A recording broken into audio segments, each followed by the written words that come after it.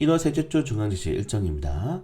자, 1월 역대급 상승 랠리를 이어가고 있는 글로벌 증시의 뉴스 이슈 한번 알아보도록 하겠습니다. 자, 뉴욕 증시는 지금 6거래에서 상승이 나오고 있습니다. 특히 변동성을 보이고 있긴 하지만은 종가를 끌어올리면서 마감하고 있는 것은 투자 심리가 지속적으로 살아있다.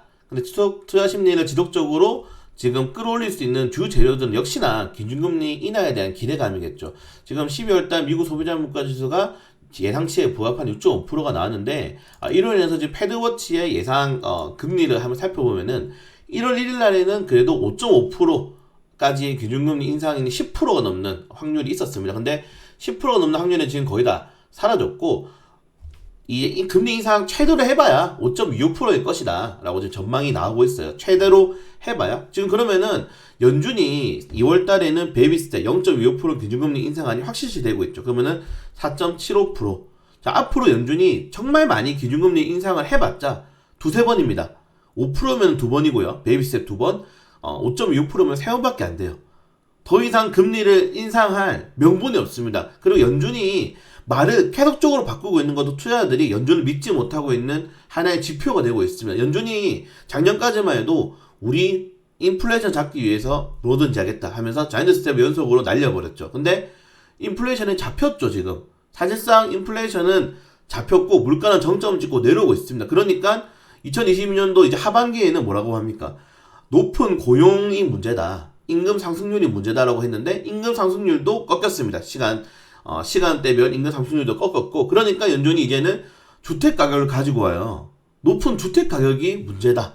그러니까 연준이 지금 금리를 장기화할 명분을 찾고 있는 거고, 거기서 말이 계속 바뀌어 버리니까 투자자들이 연준을 더 이상 믿지 못하는 겁니다. 이미 연준은 큰 거짓말을 했죠.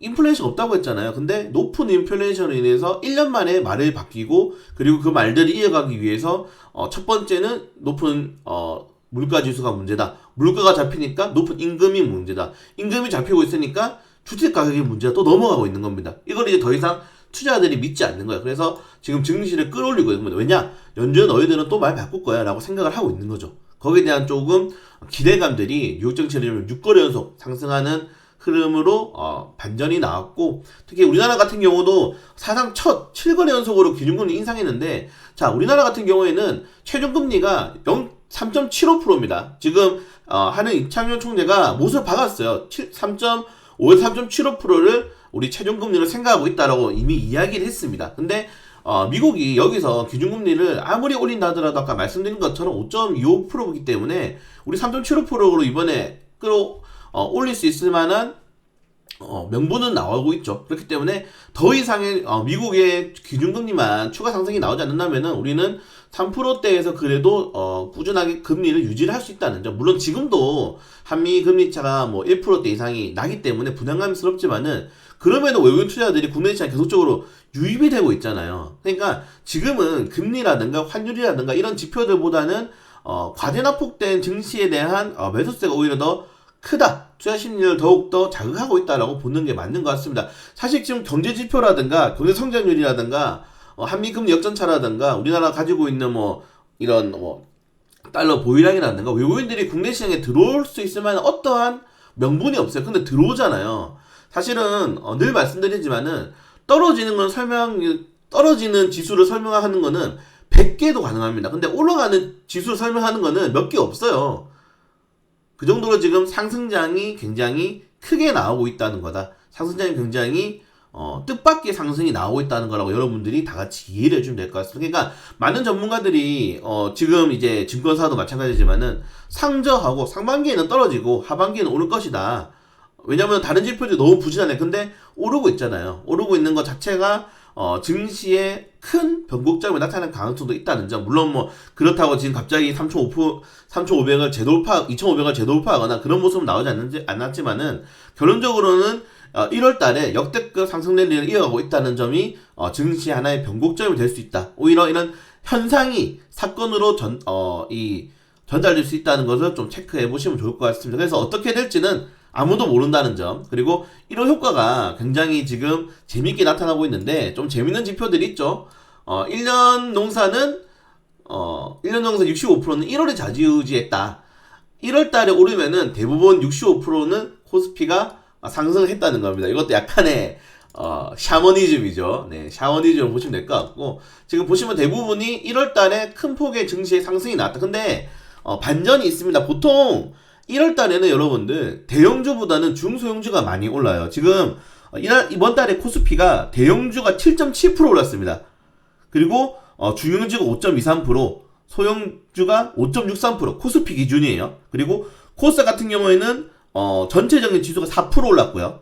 중형주가 7.27%, 소형주가 7.32% 올랐습니다. 그러니까 중소형주는 많이 올랐는데 코스피 대형주가 오른 거는 굉장히 특이한 사건이라는 거죠. 굉장히 특이한 사건이고, 이게 우리나라 같은 경우에는 이 2점대 상승률보다 지금 굉장히 높은 1월 효과를 기대를 하고 있다는 점. 특히 원래 코스피보다는 코스닥이 많이 오르는 게, 보통 이제 연말에 코스닥이 뭐가 나옵니까?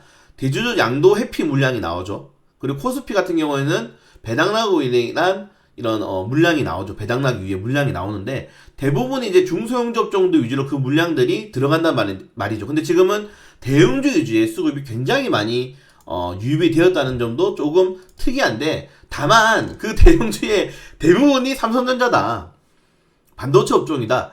전문가들이 정말 힘들다고 전망하고 있는 반도체 업종으로 외국인들이 이렇게 수급이 쏠린다는 것은 빠른 회복세가 오히려 나올 수 있다는 점. 아까 말씀드렸습니다. 이 상황이 사건을 만들 수가 있다는 거예요. 그래서 아무도 예상하지 못한 이런 1월 효과가 과연 어디까지 갈 수 있을 것인지, 지금 코스피 같은 경우에는 2년 2개월 만에 최장 랠리를 기록을 하고 있죠. 8거래 연속 상승이 나왔습니다.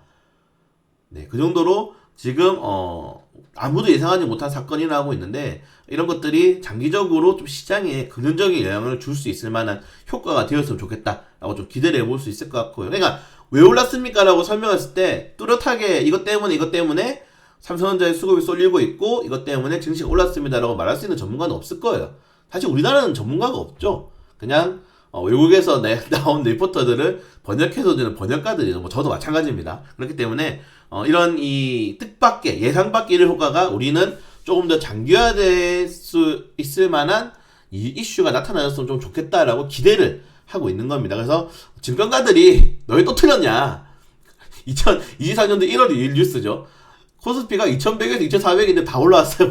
벌써 예상치 고점까지 올라왔습니다. 그 정도로 전문가의 이런 전망은 아무 의미 없다는 점. 우리 모두 1월 효과가 장기적으로 더 가기를 기대를 한다는 점들이 좀 시장에서는 긍정적으로 바라보고 있고요. 네, 그걸 제외하고는 사실은 워낙 1월 달에는 증시가 상승했고, 특히 1월 달에는 정부 정책 업종들, 제가 미니 허니문 랠리라고 말씀드렸잖아요. 정부 정책줄이 그냥 말 그대로 주간 상승 테마를 보시면 알겠지만은 완전히 그냥 지배했습니다. 물론 뭐 챗GPT 관련된 이슈도 있긴 하지만은 정부가 결국에는 여기에 대해서 편성을 하면서 AI 기업에 이런 투자를 강화하겠다라는 또 정책을 내면서 굉장히 높은 상승이 나왔죠. 그래서 1분기, 최소 1분기, 그리고 상반기까지는 정부 정책주들이 시장을 주도하고 있다. 주도할 것이다. 라고 보시면 될 것 같습니다. 그래서 뭐 주간 상승 테마 6위까지가 정부 정책주고, 마켓컬리, 그리고 뭐 마켓컬리를 제외하고는 대부분이 전부 다 정부 정책주가 자리 잡았다라고 보시면 될 것 같아요. 그래서 우리는 앞으로도 정부 정책 일정들, 그리고 지금 윤석열 대통령이 그 UAE에 갔죠. 이 초청을 받아서 갔는데 경제사절단이 갔습니다. 경제사절단 그 명단은 사실 네이버만 검색해도 나와요. 대부분의 여기 최근에 뭐 한국 콜만 정도가 더 추가가 되었는데, 과연 어떤 식의 또 좋은 이슈를 가져올 건지 좀 기다리면 좋을 것 같습니다. 그래서 요 관련된 종목들은 제가 다 체크를 하고 있고, 수급 들어오면은 이제 또 공략을 할 건데, 이런 것들은 기본이라는 점. 네. 체크 조금만 검색해 보셔도 나오니까 경제사절단 관련해서 좋은 호재를 가지고 왔으면 좋겠습니다.